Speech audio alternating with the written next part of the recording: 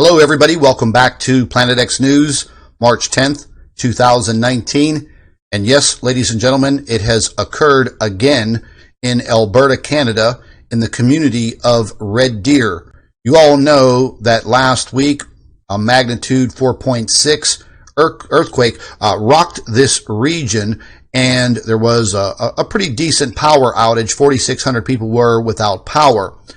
And I just received word about 30 minutes ago that another magnitude 4.3 earthquake shook the central Alberta area right near the Rocky Mountain region, right at the base of the mountain. I was sent the actual news article, and we're going to go ahead and go through it. This time, the USGS decided to register this earthquake on their website, and also several other earthquake websites have now listed this earthquake. I guess there was quite a response from what we saw last week with the 4.6 that registered in Red Deer, and it was nowhere on the USGS. But this article states that a 4.3 magnitude earthquake hit west of Red Deer early Sunday morning. It states that information posted by the National Resources Canadian State Office, the earthquake happened around 4 a.m. once again at night, 32 kilometers northwest of the Rocky Mountain House, at a depth of 10 kilometers. Once again, folks, very, very shallow earthquake. It says it was a shallow event. It was felt by local residents, said Dr. Don Hon Kao, a research scientist at the Geological Survey of Canada. According to our records, we do not expect any particular damage. We have already spoken to the AER about this particular event, and they are currently investigating to see if there's any industrial activity around and in the area. Now, folks, last week when this happened with the magnitude 4.6 earthquake, as you can see right up here, there's a link for that earthquake and their news report. Automatically everybody started blaming it on fracking, only because there were some fracking companies that were working around that region, but not quite right there where the earthquake hit. The fracking company felt the earthquake, and they reported the earthquake, and they shut down all of their equipment, and they stopped fracking, which is the smart thing to do. It goes on to state that the Alberta Energy Regulator, AER, confirmed it is looking into the incident. Spokesperson Kara Tobin said the AER has heard reports but has not been able to identify one way or another if the earthquake was induced. Once again, they are speculating that this possibly had something to do with fracking. I'm just not buying it, folks. Magnitude 4.6 related to a fracking company? I'm sorry. I'm just not buying it. Further on, it states that the AER said Vesta Energy Ltd. contacted the regulator on March 4th at 6:20 a.m. saying that seismic activity was detected due to hydraulic fracking, also known as hydraulic fracturing, also known as fracking at the site. AER said that Vesta had shut down the fracking right away. Fracking involves pumping chemicals and sand underground to break up the rock and to help extract the oil and gas. Ladies and gentlemen, I've said this before, I will say it again. I spent 5 years in the fracking industry here in southwestern Pennsylvania. I was very highly trained. I had 13 certifications, and I actually studied the geological process of fracking. A lot of people blame the small earthquakes, very small earthquakes on fracking. But a magnitude 4.6, a magnitude 4.3, okay, once again, I'm just not buying this. Now, as I researched the magnitude 4.6 earthquake last week, there is some historical seismic activity in this region. Okay, that much is a fact. But now all of a sudden, back to back, magnitude 4.6, magnitude 4.3 in the Red Deer area, in Canada, in Alberta. I'm just not buying it, folks. There's nothing that these people are going to say that's going to make me believe that these earthquakes are fracking induced. I'm just not buying it. Now, here's why I'm not buying it, folks. Let's take a look at the current earthquake map. I'm going to go ahead and expand this a little bit here, and let's just take a look at this. Okay? This is right now. Here is the magnitude 4.3. Depth 10 kilometers. Very, very shallow. We have an earthquake up here, magnitude 5.2, just south of Iceland. Multiple earthquakes, magnitude 6.2, right off of Fiji, 570 kilometers deep. Right here off the southern coast of Mexico. That might be slightly on the coast. 11 hours ago, magnitude 4.3, magnitude 4.8 in Chile, magnitude 4.3 in Bolivia, magnitude 5.4 southwest Indian Ridge. Very strange earthquake right here in Saudi Arabia, magnitude 4.6. Right here, South Indian Ocean, 9 hours ago, magnitude 5.5. Indonesia, magnitude 5. Papua New Guinea, magnitude 4.8 on top of another 4.8. Oh, excuse me, that is a 6.1 above that 4.8. Then, 29 minutes ago, magnitude 5. Magnitude 4.3 right off the coast of southern Japan. We have two earthquakes here, magnitude 5.8. and a magnitude 5.1, and 7 hours ago, magnitude 5.1. Okay, folks, once again, I'm not buying the fracking incident for the Red Deer area of Canada. Back to back, within, the week, magnitude 4.6, then a 4.3, and what are we seeing? We have a whole barrage of earthquakes all through Alaska up here. We've had some pretty significant earthquakes over the last 24 hours. I've been monitoring this left and right. I was going to do a report on all of the earthquake activity that I was seeing yesterday, but I said, you know what? Let me just wait and see what happens on Sunday morning. Well, here we are, and the earth is a rockin' and a rollin' and a shakin' and a crackin'. It's widespread, folks. It's all over the entire globe. Now, there is one thing I want to go ahead and point out. I'm going to go ahead and show you guys. I'm just going to pull up a little video here. Or better yet, yeah, I have the video here. Let me just go ahead and pull this up. Where did I put it? On the 9th of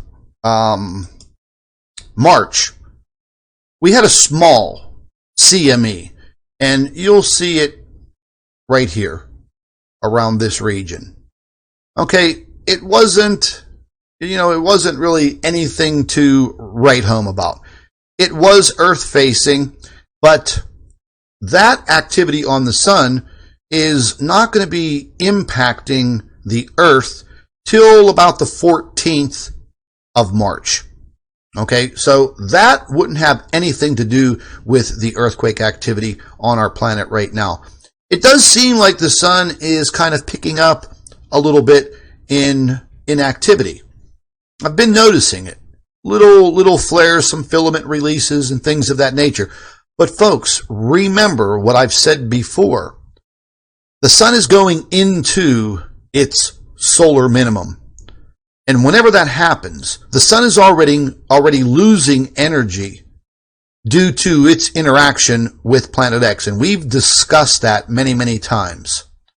You can clearly see that the sun barely has any corona showing at all.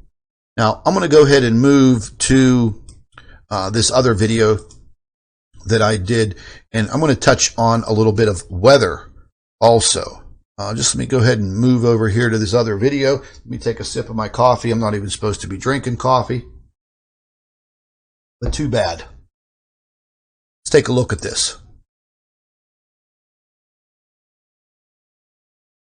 Okay, this was the CME once again, and you're going to get a little bit of a close-up view so you can see. And again, it wasn't anything to write home about. I was watching this small area many days before during the sun's rotation, and it did show a little bit of activity. But getting back to the earthquakes, now that the sun is going into this solar minimum, and it's going to take a long time, folks. The solar minimum is expected to last 11 years. It could last longer. Who knows? In the sun's current state of affairs, you know, folks, it's a coin toss right now. Anything can happen. We could have one hell of a CME. I mean, that's a fact. It could be an Earth-facing CME, and it could rock the entire Earth. That would be absolutely tragic. But here's the thing. As I mentioned before, the Earth's magnetic field, our magnetopause, is weakening. It is weakening due to the sun's magnetic field weakening. Remember, I told all of you that before. Remember our learning process. When the sun's magnetic field weakens, so does the Earth's magnetic field. When that happens, that allows more of the sun's energy, all of those heavily charged particles racing towards the Earth. And then boom, it only takes a couple of days. They make it all the way to the core of the Earth. The inside of the Earth, I truly believe that the inside of our planet is expanding. And as the sun looms into this solar minimum, I think things are going to get much, much worse on this planet. If the sun does continue to have sparse solar activity, such as what you're seeing on your screen now, it's only a matter of days, again, after this small CME, even though it was very, very faint, it is still going to cause a few issues here on our planet. So we're looking at an impact of around the 14th. So possibly between the 15th and the 16th and the 17th, we may see another barrage of earthquakes all around the world. All of the data is there. It is all truly happening. And, you know, folks, our weather is, well, it's just completely out of control. And I was doing some weather watching today, and let's just take one quick look at this. And this was, well, this was just a close-up of the area that CME came from. It doesn't actually show the CME burst. What I wanted to show you here is the weather system that was moving through. I did a big article on the Planet X News website, and it was pertaining to all of the damage that occurred down in the south. Just absolutely tragic. From what I understand, one family lost 7 members during those tornadoes. And as I've mentioned before, folks, that's going to continue. Okay? That's going to continue. That is going to be the pattern. This region, all down through here and all up through here. You see where my cursor is? Okay? Now, this next wave just came through. Last night here in southwestern Pennsylvania, I'm about 20 miles south of the city of Pittsburgh. It was a relatively calm day. And then, all of a sudden, you see that storm right there. And it started rolling through, and we started getting some light rain. And then, out of nowhere, I can tell you this much. It was absolutely insane. The amount of rain that came down in a 2-hour period was insane. The rain was so heavy, beating on my roof, and then the wind came. Oh, my Lord. But it traveled through very quickly, which was a good thing, but it did dump a tremendous amount of water. This pattern is going to continue, and these will be fast-moving systems. That's a good thing. That's also a bad thing. Because as you can see, you see the high pressures, the high pressure systems right here. This is what actually pushed that system out. That was a good thing. But right behind it in the beginning, that was a low pressure system. And there's a high pressure system down below.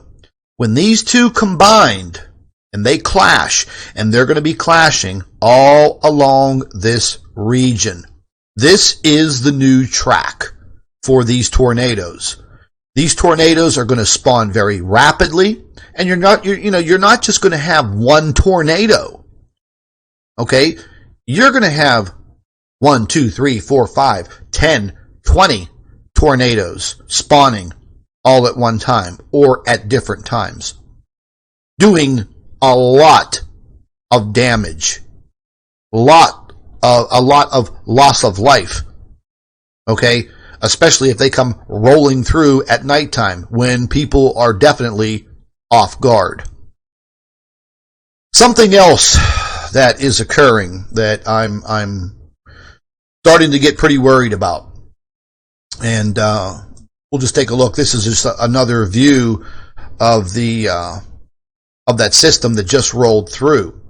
Now, even today, we are having very, very high winds in my area. They're just coming out of nowhere, gusting anywhere from 30 to 50 miles an hour. And, with the saturation of the ground, the roots of these trees can easily just be uprooted, fall over, smash into a house, take down power lines, you name it. It's definitely occurring. It's going to continue to occur. Now, right here, you can see a nice patch of dry air.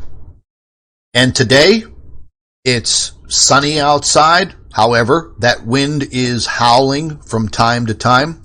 But you can see right here, folks, you can see where these systems are coming from. Like I mentioned, the jet stream is so erratic right now. That is the way that it's going to stay. It's not going to change. It's going to get worse. I had a lot of things set up to do a live stream, which I'm still thinking about doing it. I caught a lot of information early this morning from the Weather Channel, and they were going over a lot of information. And I like the way that they do their weather charts, actually showing the big dip in this jet stream and what's causing these weather anomalies. But you can see all of this energy streaming up through here, and there is a very large trough, a low coming down. I'm not showing it on the screen, but you could just follow my cursor. And it's a lot of really, really cold air. This is all warm air coming up from the South Pacific. It's going to converge over this area, and I believe this time around it's going to be over the state of Texas and Oklahoma and Louisiana, and it is not going to be good. I think Arkansas might get a taste of this. Parts of Tennessee, parts of Kentucky, parts of southern Illinois and Indiana, and it may make its way all the way up here towards me. It all depends on how much energy it has.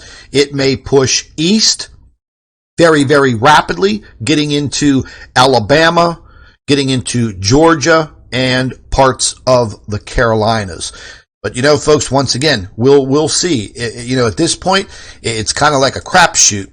We're going to take a look here at this weather map. And again, this is what just rolled through. That big storm right there. If you look at it, it almost looks like the remnants of a hurricane. You know, we're getting these wild vortexes of air, and it's being caused by the jet stream. And how low the jet stream is dipping down through the United States. And then we have the influx of all of the warm air streaming up, either from the South Pacific or the Gulf of Mexico. The convergence points are, you know, they're right about here, right where my cursor is. So as these two systems clash, the cold air, the warm air, that's it. Look out. The new tornado alley, it's going to be right here in this section of the United States. Arkansas, Louisiana, Alabama, Mississippi, parts of Tennessee, Kentucky. This may even get up into Virginia, possibly West Virginia. I mean, it definitely looks like it's going to affect parts of northern Georgia, South Carolina, North Carolina. Folks, if any of you live in these areas, like I said, heed my warning. Start putting together a disaster plan, an emergency plan. You know, just have yourself an escape route. If you see something coming from the west and you see that the models are taking it northward, maybe you can escape and move south. You know, jump in your car, just get out of Dodge, because these storms are going to be very violent. There's just no doubt about it. It's going to continue. These were two reports right here. They're very, very lengthy, these two videos.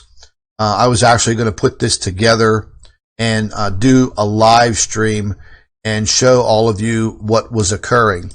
But my main objective was to bring all of you to notice that, once again, another earthquake has occurred in this area of Red Deer, Alberta, Canada. This is the second one in last week, in 2 weeks. I don't even think it's been two full weeks. But I'm going to be keeping a very, very close eye on this region. One thing that I'm very, very worried about, folks, is very rapid warm-ups. I'm looking at some future models for parts of the United States, and they're showing rapid warm-ups, areas that have snow. There are already flood situations that are just about to occur. And with these rapid warm-ups, even if it's just 1 day or even 2 days, well, you know, you put 2 and 2 together, and what do you get? Urban flooding. That's what they're calling it now. Urban flooding. That's the terminology that they're using. And it looks like this urban flooding is going to do a lot of damage in a lot of different areas. So that's something else that we have to be aware of. I know in my area, you know, we have a lot of rivers. They're large rivers. We have a lot of streams and tributaries and runoffs. We also have mountains to the south. And one of those rivers actually runs north. So all of the water from the mountains, it doesn't go down, it comes upward because the river flows north and it flows right into my area. Now, where I personally live, it's not in a flood zone, but only a few miles from me, people that live all along the Monongahela River, hundreds of miles, all the way into downtown Pittsburgh, where all the rivers meet together. The Monongahela, the Allegheny, they come together right in downtown Pittsburgh to form the Ohio River. The Ohio River stretches all the way down into the Mississippi. So once again, folks, there's a whole series of locks and dams all the way through this whole river region, and they're all going to be releasing water one after the other, and somebody is going to get hit hard. No doubt about it. But listen, folks, keep your eyes and your ears wide open. Watch your weather.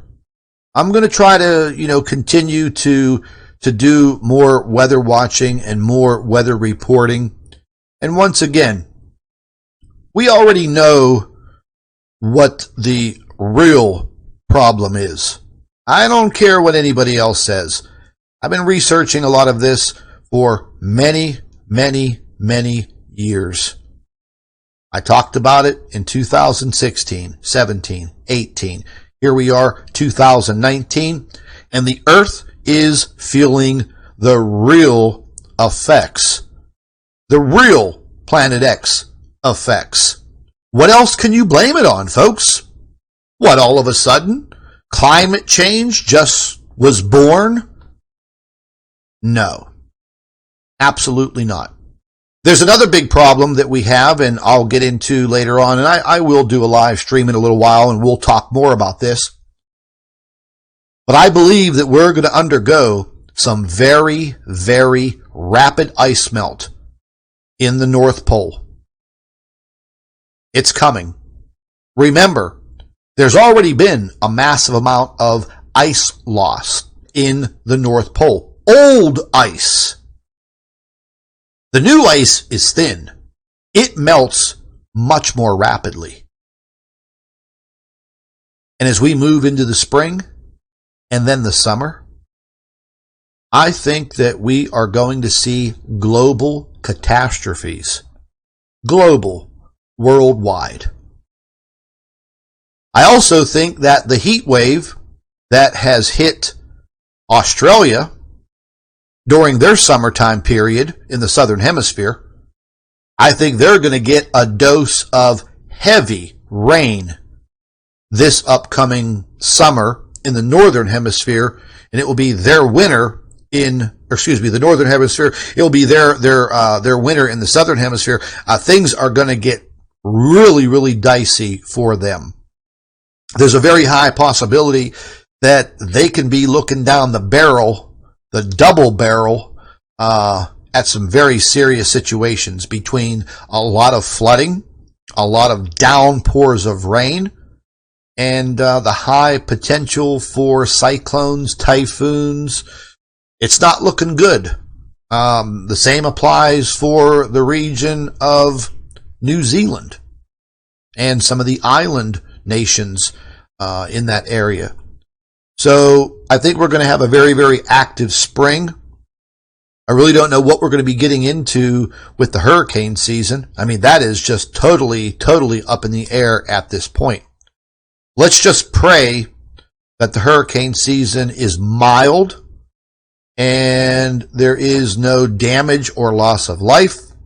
But folks, that is a coin toss, but we'll be watching it very, very closely.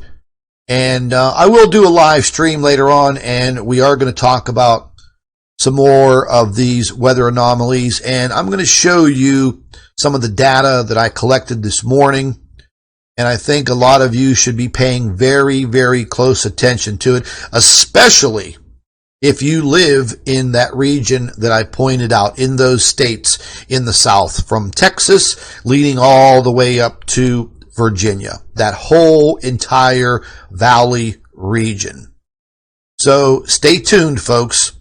Stay tuned. There's a lot of news coming up in the months ahead for the year of 2019. You can guarantee that. This is Scott from Planet X News. Thank you for watching.